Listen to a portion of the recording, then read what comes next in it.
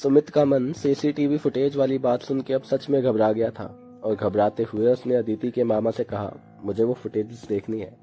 मामा ने सुमित को वो फुटेज दिखाने के लिए अपना लैपटॉप खोला और एक पुरानी वीडियो चलाई जो कि 3 दिन पहले की थी।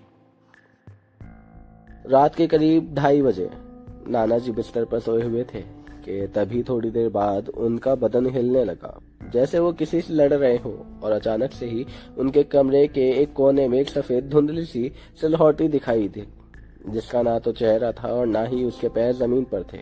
वो हवा में उड़ रही थी और उसने धीरे से बिस्तर के पास जाकर अपना हाथ नाना की तरफ बढ़ाया जिसे देख नाना जी चीखने लगे और तभी कैमरा अचानक से बंद हो गया और उसकी स्क्रीन में कुछ काली सी रोशनी दिखने लगी और जैसे ही पिक्चर वापस क्लियर हुई तो नाना जी बेहोशी की हालत में जमीन पर गिरे हुए थे और अब उस सफेद साये का भी कोई नामो निशान नहीं था।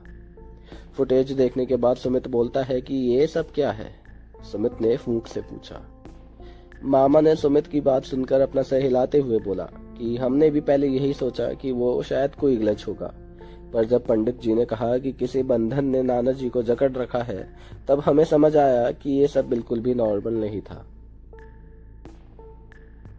उस रात अदिति बिल्कुल चुप थी। उसने डिनर भी नहीं किया था और अदिति को ऐसा सब करते देख सुमित उसके पास बैठकर उससे कहने लगा, अदिति, मैं तुम्हारे साथ हूँ और तुम्हारे नाना जी भले अब चले गए पर तुम्हें उनका डर पहले से था, ये मैं जानता हूँ। और तुम्हें याद है तुमने मुझे बताया था कि कोई शक्ति उनके पास है। शायद वो बात सच थी।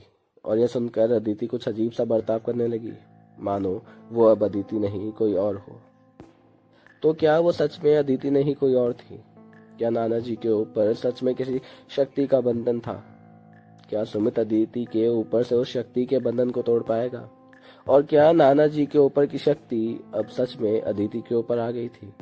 जानने के लिए बने रहें मेरे साथ मेरी इस कहानी में जिसका नाम है तीसरी पीढ़ी का खेल।